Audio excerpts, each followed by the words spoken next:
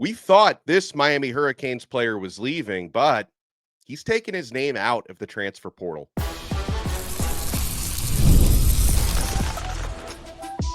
You are Locked On Canes, your daily podcast on the Miami Hurricanes, part of the Locked On Podcast Network, your team every day.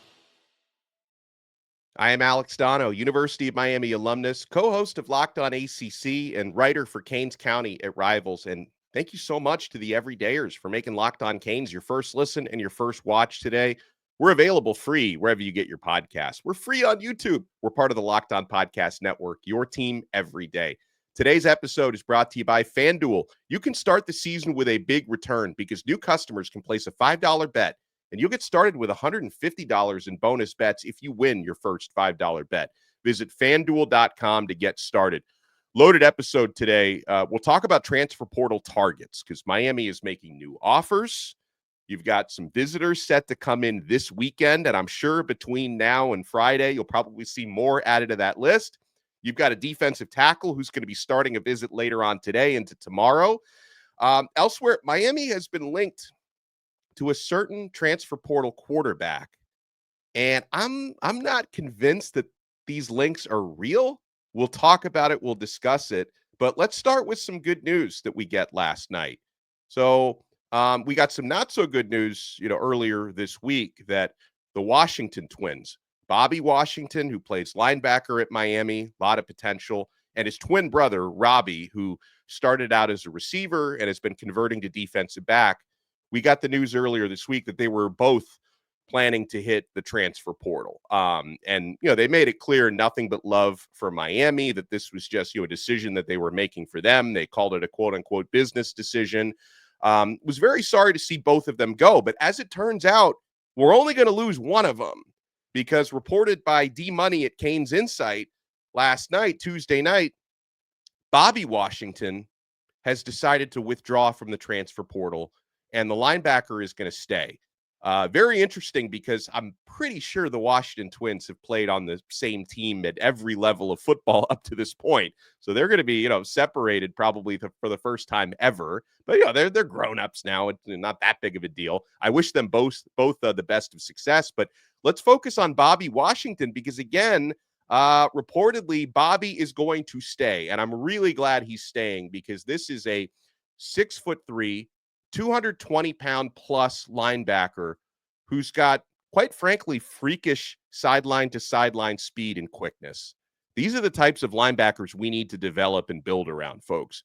He was considered one of the freaks of the offseason program last year. I talked with Bobby. I talked with teammates of his like Popo Aguirre and you see how I rolled the R's there? I nailed that one. And, talked with Kiko Maui Noah about Bobby last year and how he was really turning heads in the strength and conditioning program, and his speed was just crazy. He's also, I picked this up on Bobby, which I love. He really is a natural leader, and he's got an old school mentality. Just his attitude towards football and towards, his brothers, his teammates kind of reminds you of, some of the great Canes from the glory days, 80s and 90s. He's got that old school mentality. So we need more players like this. And I really like the youth in Miami's linebacker room. I know the entire defense struggled this past year, but Miami has some players in that linebacker room that if these guys develop properly, this unit can be a strength for years to come. I think that this unit, and I like what Coach D. Nick has been doing with this group, I think this unit can turn back into one of the strengths of the Miami Hurricanes between guys like Popo, Cameron Bobby Pruitt, who sparked in the minimal playing time he had, including special teams. I mean, Bobby Pruitt did great things on special teams, did good things on defense when he played. Popo obviously is someone who is really ready for a bigger role next year. Bobby Washington, who's now staying. Adarius Hayes heading into his second year. Kellen Wiley coming in as a true freshman. I think that's going to be a great one for the future. So I'm very bullish on the linebacker unit for years to come. And of course, this upcoming season, Miami should still have Wesley Basaint as a senior. And I would imagine Jalen Alderman as well. He's got another year of eligibility. So, over the present, but especially the future, I really like the way that Miami's linebacker room is set up. And I think Bobby Washington can be a big part of that. So I was thrilled. I don't know about you guys, but I was really thrilled when I got the news on Tuesday night that Bobby would not be leaving. And I wish Robbie the best. Like, I hope he finds a great home, whether he wants to continue to, play defensive back, which he moved into this year, or if he wants to go back to receiver, as long as he doesn't go to, Florida State or something. I wish Robbie Washington all the best, man. So other transfer portal tidbits. So that's a player who's not leaving. What about players Miami is looking to bring in?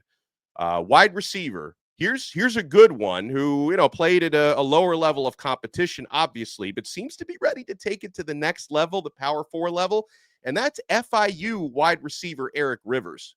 So this is someone in Miami's backyard. He's visiting Miami this weekend, and it sounds to me like he really likes the Canes, and I think if Miami, really makes him an offer and makes it clear that he's wanted, I think Rivers could end up joining the team. We'll see how the visit goes this coming weekend. 5'11", 174 pounds.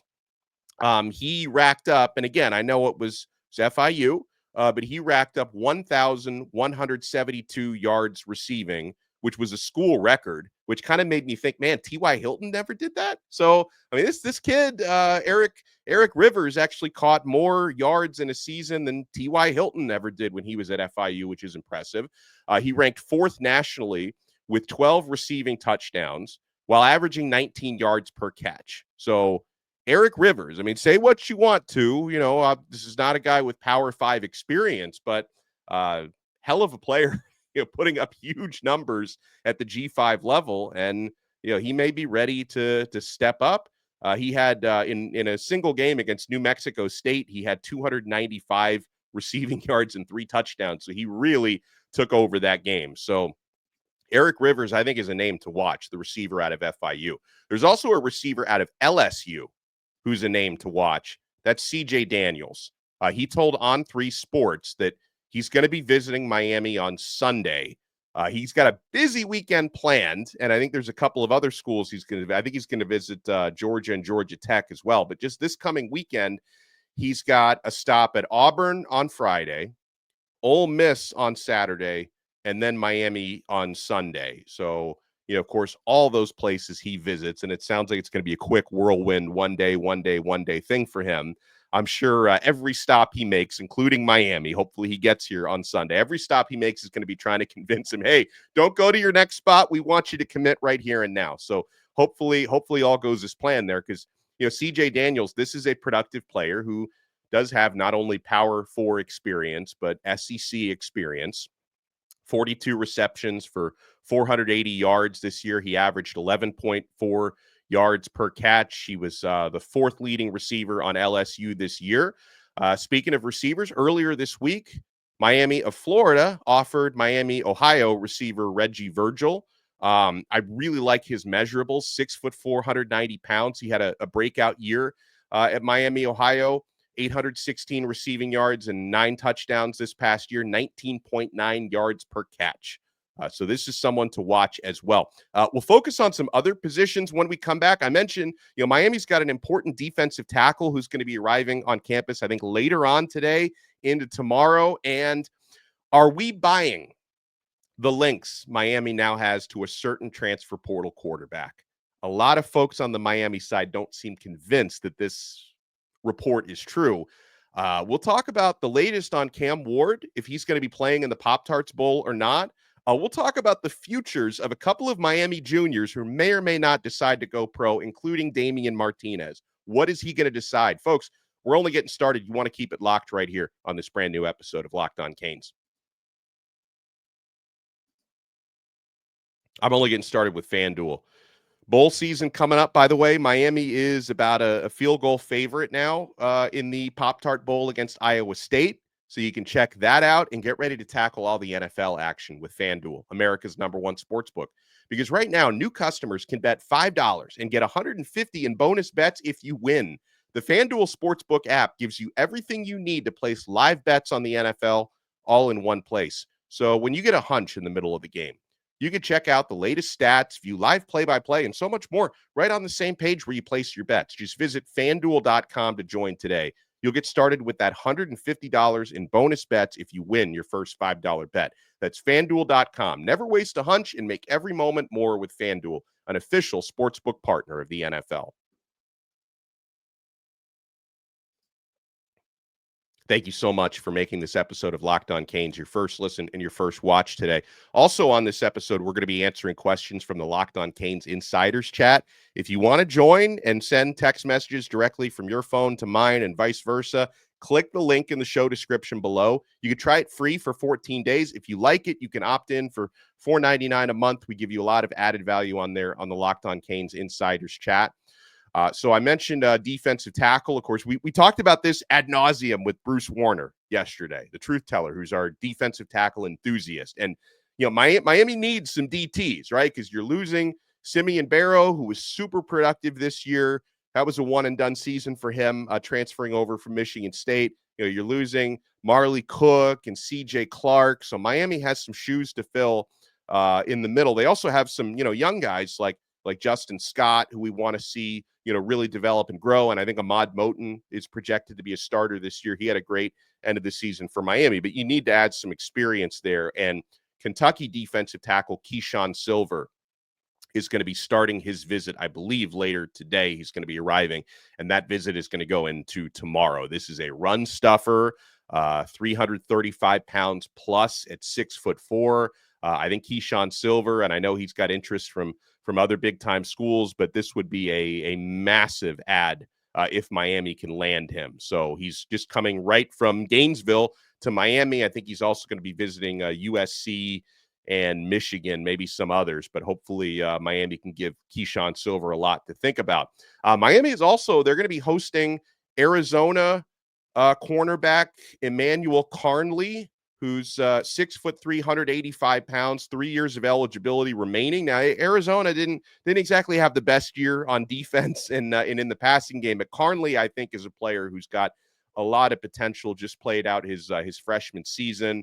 He's got that sort of length that Miami likes to look at that position at 6'3". So I think this is a player who is not a finished product yet and has shown some potential at Arizona. So Miami's going to look at him. There's another one I really like. Miami has offered, I don't think at this time he's set a visit yet. Hopefully he will. But Miami has offered Utah cornerback Cameron Calhoun, 6 foot tall, 177 pounds, 3 years of eligibility left. He put up some good numbers this past year, had an interception, 9 pass breakups this year. So that's a cornerback to look at. And then another cornerback, I don't believe we have offered yet. Now, that's, of course, at the time of recording. This can always change. But a player, Miami and Miami fans are probably pretty familiar with is Florida cornerback Jakeem Jackson. Really good player. He missed most of the season for Florida with injury, but Jakeem Jackson has officially hit the portal. This is a player, again, at this time, I don't think Miami has offered him yet, but this is a player I imagine we would probably be interested in. I know I would be if I were the guy making those decisions. I'm not, spoiler alert, but Jakeem Jackson seems like someone that's interesting. Now, let's shift over to quarterback because there's a lot to unpack there. And everybody's wondering, what's Miami going to do? Are they going to try to find another high-profile transfer portal guy, or are we going to rock with what we got? According to On3 Sports, they posted a story and a graphic on social media that's getting shared a lot. On3 Sports has listed Auburn and Miami as the two teams to watch for Duke transfer quarterback Malik Murphy. And what was so interesting about that was, again, they only put 2 schools on the graphic, Auburn, and I could definitely see Auburn, their quarterback shopping, and Miami, who's rumored to be quarterback shopping. But it's a strange one, guys, because, again, coming from the Miami side, I haven't heard much of any buzz for Miami pursuing Malik Murphy. I just haven't. So it really makes me wonder where this is coming from. And for what it's worth, On3 Sports a year ago at this time reported that Miami had interest in KJ Jefferson, and they didn't. Like, with that one not being true doesn't necessarily mean this one isn't true, but you take it with a grain of salt because, again, I haven't heard much buzz linking Miami to Malik Murphy outside of this report that just dropped. So it makes me wonder a few things. Is Are Malik Murphy's people trying to maybe create a bidding war so that Auburn will bid against themselves? It might work. Auburn is, very rich in the NIL department. Maybe they'll start bidding against no one else if they think another team is interested. Malik Murphy this past year, he threw for just under 3,000 yards, completed 60% of his passes, 26 touchdowns, 12 interceptions. Some of those interceptions were bad. He had a bad one he threw against Miami. He's a talented quarterback. We could do worse, but I think we could do a lot better. And I'm not convinced that Malik Murphy would be a better option than Emory Williams and what Miami already has in the quarterback room. He's more experienced. I'll give him that. He's played a lot more than Emory, but I think Emory maybe deserves the opportunity to get that experience. So I'm not completely sure if I'm buying the Murphy links. And hey, if it does turn out to be true, if the links do turn out to be correct, maybe Cristobal is just keeping this one really close to the vest. It's not impossible. But I just think it's odd that, Miami could be linked within the last few days to someone like Darian Mensah, who I think is a fantastic quarterback out of Tulane. And then we come to hear some pushback on that. And maybe, we had the report yesterday from Kane Sport that according to Darian Mensah's agent, Miami has not pursued him yet. So just would seem odd to me to not pursue Darian Mensah, but to pursue Malik Murphy. It doesn't really add up in my mind. I mean, listen, maybe Miami would value a guy who's got Power 4 experience, with Murphy having played at Texas and Duke over, someone who's only played at Tulane in the G5. Just thinking out loud here. But again, I'm not convinced that the Malik Murphy stuff is real. There's another quarterback who's hit the transfer portal. I see a lot of Miami fans. I don't know if Miami's interested in this one either, but I've seen a lot of Miami fan buzz because this is someone Miami recruited out of high school pretty heavily, and that's Michael Van Buren. Van Buren, who ended up starting most of Mississippi State's games this past year because their starter was hurt. Yeah, I don't think they were planning to use him as a true freshman, but he ended up playing in 10 games this past year. They went 2-10 on the season, 2-8 with Van Buren under center. I think this is a really, really good quarterback. Now, he's got 3 years of eligibility left, Van Buren. So this is another one of those where if you were going to bring in Van Buren, you have to wonder, would he be willing to come in and compete? Because I don't know if you just hand him the starting job. A lot of quarterbacks who hit the portal are not looking to go compete somewhere. They're looking to start somewhere. So, if you do want to bring him in as a kind of a guaranteed starter, are you sure he's better than what you have in the room already? He did get valuable experience. And listen, it wasn't completely his fault that Mississippi State was so bad this year. They just had a rough season on both sides of the football in the SEC. He, in his best game was actually against Georgia. That does bode well. He threw for 306 yards and 3 touchdowns, 1 interception in that game. So he played well against the Georgia defense. So I wonder, Van Buren is in the portal. A lot of Miami fans are talking. I don't know for sure if Miami is interested, but that might be a name to watch. Here's something that I'm watching. Who of Miami's juniors are going to decide to go pro this year? Because there's a couple of names that we've gotten updates on per, I think it was Matt Shodell of Kane Sport. So the agent of Damien Martinez told Kane Sport that Martinez has not made up his mind yet. He's focusing on playing in the bowl game, which, by the way, Martinez has opted in. He sees the opportunity to maybe rush for 200 plus yards against Iowa State. That would be a nice, potentially the exclamation point at the end of your college career. But maybe it's not the end of his college career because Martinez's agent told Kane Sport he's not made up his mind yet. He's focusing on playing in the bowl game right now. Then he'll decide if or if not he's going pro. So I think that's interesting. And I think for Damien Martinez, when he originally came to Miami, last spring, it seemed like it was definitely the plan for him to just one more season and go pro. And he could go pro, but probably a day 3 pick, and that obviously that could be anywhere from the 4th to the 7th round, maybe closer to the 4th round. But, maybe Martinez is saying, you know what? I play one more season at Miami. I could maybe raise my draft stock even higher. Something to think about. Logic would tell you that since Cam Ward is no longer going to be Miami's quarterback next year, I would expect Miami to be heavier on the running game than they were this year. Because whoever the next quarterback is going to be is probably not going to be as special as Cam Ward. That's just, most people are not as special as Cam Ward. I would imagine Miami's going to be a run-heavy offense next year, so that's something Martinez could probably think about. But, I mean, can you imagine? I mean, again, I'm not banking on this, but can you imagine if Martinez comes back and you've got Martinez and Fletcher and Jordan Lyle and Gerard Pringle and Chris Wheatley-Humphrey, who hopefully can, develop and get more PT in the future? I mean, your running back room would be best in the country, and I don't think there would be a whole lot of competition out there if you had all those guys back on the roster. Another one, and this one is a little surprising to me. So with Martinez, I'm surprised that he might not go pro. With Sam Brown, I'm a little surprised that he, according to Kane Sport, is strongly considering going pro. So Sam Brown, he might go pro despite he had an up and down year this year. But if he does decide to come back, he's a junior, so he's got one more year of eligibility. I mean, yes, Sam Brown was inconsistent this year, but if he can cut down on his drops, this dude, we saw it, has big play potential every time he touches the football. Dynamic athleticism, burst of speed, really shifty, yards after catch through the roof. So, I mean, I hope Sam Brown doesn't go pro, quite frankly. I mean, we know Isaiah Horton is going to be back next year, and Miami's got some young guys like, JoJo Trader and Nye Carr and Chance Robinson and hopefully Ray Joseph that we can see more of this year. But I would like Sam Brown to be back because he gives you more playmaking potential there. But he actually is strongly considering going pro. I like there's a Virginia Tech safety who just hit the portal last night who I like. Hopefully Miami's, and we know we need safeties. Virginia Tech starting safety Mose Phillips III told Pete Nakos of On3 that he's hitting the portal. 6'2", 195-pound safety, totaled 65 tackles, a sack, 4 pass breakups, 3.5 tackles for loss, an interception, and a forced fumble this season.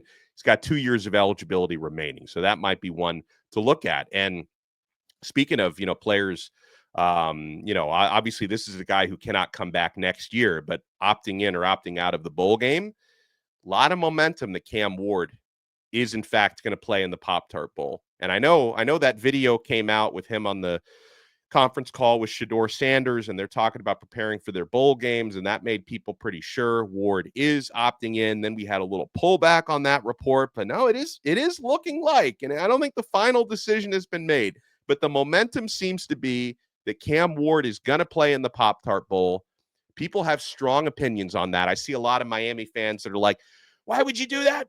Why would you risk your health and your draft stock to do that? Other people just want to see Emory Williams play. And I get it. I get, but I want to win the bowl. I want to go 11. I want to go 11-2. I want to win 11 games for the first time since 2003. And also, you can call me selfish if you want to. Cam Ward is the most exciting thing to happen to Miami football in many years. I would like to see him play one more time. My 6-year-old son, who idolizes Cam, would love to see him play at Miami one final time. And if that's something he wants to do, lead his teammates and his brothers into battle one final time, it's his decision to make. If he makes the decision, I would be thrilled. If he ultimately decides not to play, I won't hold it against him because I get that there are priorities pulling him in both directions, but it seems like Ward is going to play, and I would be thrilled. All right, folks, we'll answer some of your questions from the Locked On Canes Insiders chat when we come back, including who's going to try to fill Xavier Restrepo's shoes next year. You want to keep it locked right here. We're not done yet on this brand new episode of Locked On Canes. Guys, you can become a gift-giving hero like me because nothing delivers comfort and joy quite like the unrivaled quality and taste of Omaha Steaks. It's guaranteed perfection in every single bite, and right now, you can save on unforgettable gifts with 50% off site-wide at omahasteaks.com. Plus, score an extra $30 off with our promo code COLLEGE. With 5 generations of experience, I was about to say 5 years, but 5 generations is a lot longer. They consistently deliver the world's best steak experience, and the gifting experts at Omaha Steaks have made it easy to deliver the perfect gift with thoughtfully curated gift packages featuring gourmet favorites. From legendary steaks to mouthwatering desserts and more, Save 50% off site-wide for a limited time at omahasteaks.com. Plus, our listeners get an extra $30 off with promo code COLLEGE. That's 50% off at omahasteaks.com and an extra $30 off with promo code COLLEGE. Minimum purchase may apply. Thank you for making Locked On Canes your first listen and your first watch today. For your next listen, make sure you check out Locked On ACC. Kenton Gibbs and I take you around the conference, all the big storylines. Bill Belichick at North Carolina. We take you through all of that. Locked On ACC, available free wherever you get your podcasts and available free on YouTube. We get this question from our guy Pat Mack on the Locked On Canes Insiders chat. Who on our roster at this point do you think will be the replacement for Xavier Restrepo? Who has that kind of talent for finding the open spots on the field? Well, first of all, Pat Mack, God only made one Xavier Restrepo. This guy, he broke records, career records at Miami. You think about all the great receivers that have played here, including the playmaker Michael Irvin, Andre Johnson, Reggie Wayne, Santana Moss. Xavier Restrepo is the all-time career leader in Miami history. So, you don't directly replace a guy like that. But as far as on the roster goes, Ray Joseph, hopefully he stays, right? I mean, I don't want him hitting the transfer portal and earns more opportunities next year because he's been kind of the backup slot guy. I also think true freshmen who are coming in, maybe in the long term, could fit that mold, like Malachi Toney, who can do just about anything. Dalen Upshaw, other guys like Nye Carr and JoJo Trader, I think will play on the outside, but they're more than capable. I mean, if they want to get more reps in the slot, but there are certain guys who I think are more earmarked to the slot, like Ray Joseph.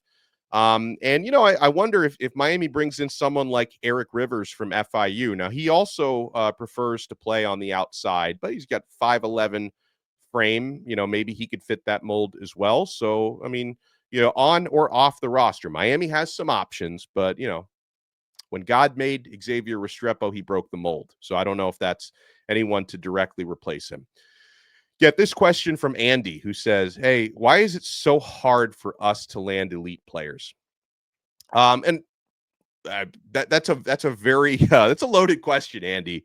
Miami has landed elite players. I mean, they landed Cam Ward from the portal last year. Over the past 3 cycles, they've landed some 5-star recruits. Unfortunately, did not get any 5-star recruits in this cycle. But if you're like, well, what? Maybe your question is, why does it feel like it's more difficult for Miami to land elite players when a lot of players were like, I want to see Miami win this year. Miami wins 10 games. Still want to go to maybe a 7-win SEC team. I think the answer is right there. I think it's maybe harder for Miami to land elite players because the SEC versus the ACC does carry weight, and a lot of players just want to play in the SEC because it's a very good league, of course, but also the hype machine. It's crazy. I think the ACC needs better PR because the ACC is a lot better than people gave it credit for. So I think that's a big part of it. But Miami needs to keep building. You've gone from 5 wins to 7 wins to 10 wins in consecutive years. You want to stay in double digits and show the recruits, show the transfer portal guys out there that there is sustainability to what we're doing. We get this question from Hunter, who says, hey, what do you think about not going to the portal for a quarterback and leaning on one we got already? Because honestly, I believe that if we get another portal quarterback, we may lose a few to the portal next year. My philosophy is I would only bring in a portal starter if you are 100% sure he's better than who you've got. That was the case last year. I mean, Miami went out and grabbed Cam Ward, who obviously, and no disrespect to anyone else in the quarterback room, Cam Ward was obviously the guy, right? If you find someone who fits that mold that is obviously better than what you have, you go out and grab him. That's my philosophy, because I'm with you. Like, I don't want to just go out and get a guy. Like, I don't just want to go out and get a jag who may, disrupt the rest of the quarterback room. Now, there's also another option here because, regardless of whether you get somebody or not, Miami's quarterback room is a little thin right now because with losing Ward and Poffenbarger, you've got 3 scholarship quarterbacks this year. And that's in this day and age, a lot of teams will carry more than 3, right? And, God forbid, and we've seen Miami get down to third quarterbacks before, right? I mean, you had that year when Van Dyke was hurt and Garcia got hurt and Jakari Brown was the only guy available. And then you're really, really thin at quarterback. So, you might need to bring in somebody else, and maybe it ends up being somebody who's more a compete to be the backup type of guy. But you may need a quarterback regardless. But I get your point, right? I don't want to disrupt the room because I like the talent. It's unproven talent, but I like Emory Williams. I like Judd Anderson. I love Luke Nickel. So I don't want to throw a hand grenade into the quarterback room if we don't have to. So I get your point. We get this question. Hey, how long do we wait for the bowl game opt-ins or opt-outs?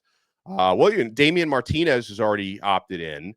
Now, as far as like the timeline, so Miami starts full go bowl practices early next week. I would assume Sunday or Monday. I know it's next week. Miami starts full go Pop-Tarts Bowl practices. They're doing a little bit of stuff this week. It's walkthrough type of stuff, but full go practices starting next week.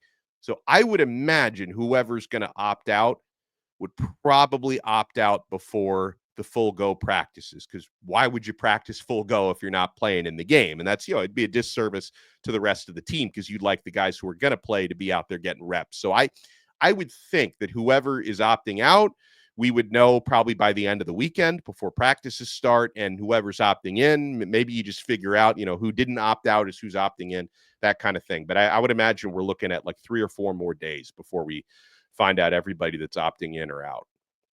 We get a question from Gil who says, hey, are there any more flips that Mario is targeting from now until the late signing period? Does he dust off the loafers? I'm not sure about like flips. There's a few players out there who haven't committed or haven't signed yet that are waiting till February. Mario did make it clear when he had his signing day news conference. He did say we're still going to look at, of course, the portal, which is open now, and late signing day to add more talent to our roster. So I would imagine Miami is keeping their options open between now and late signing day. And hey, you might want to see how you finish your portal first, right? How many roster spots, scholarships do we have left? All that. We get this question that says, hey, any ideas on what Mario Cristobal is going to do about the defense? New DB coach or something. Our team defense looks light years behind a true playoff team. Well, first of all, Miami's going to try to add portal talent. You've got some cornerbacks visiting. You already had Chasen Johnson from UCF visited this week. You've got some guys visiting this weekend. So you're going to try to upgrade some talent in the portal. There's some linebackers Miami likes as well. The guy from Oklahoma State who looks really good. So you're going to try to upgrade the talent.